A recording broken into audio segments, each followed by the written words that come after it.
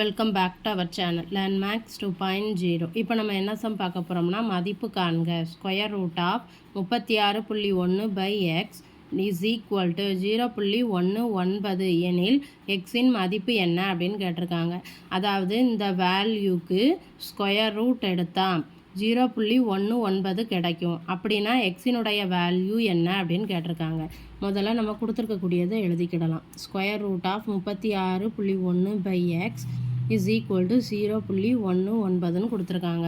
இப்போ நான் என்ன பண்ண போகிறோம்னா, இப்போ 36.1 எத்தனை டிஜிட் தள்ளி புள்ளி வச்சுருக்காங்க? 1 டிஜிட். ஸோ அதனால் நான் என்ன பண்ண போகிறேன், அதோட 10ஆல் மேலேயும் கீழேயும் மல்டிப்ளை பண்ண போகிறேன். அதனால் வேல்யூ மாறாது. இஸ் ஈக்குவல் டு இங்கே வந்து என்ன இருக்குது, 0.19 இருக்குது. அப்போ 2 டிஜிட் தள்ளி புள்ளி வச்சுருக்காங்களா? ஸோ 100ஆல் மேலேயும் கீழேயும் மல்டிப்ளை பண்ண போகிறேன். அப்போ இந்த புள்ளி போயிருமா? அப்போ என்ன கிடைக்கும்? 361 கிடைக்கும்.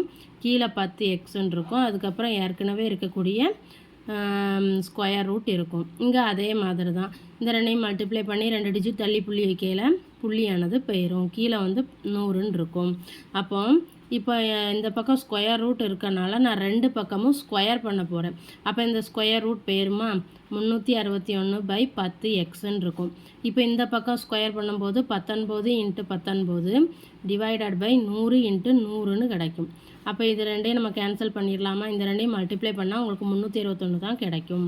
அதுக்கப்புறம் ஒரு 0 கேன்சல். அப்போ 1 by x is equal to 1 by 1000ன்னு கிடைக்கும். அப்போ எக்ஸினுடைய வேல்யூ 1000.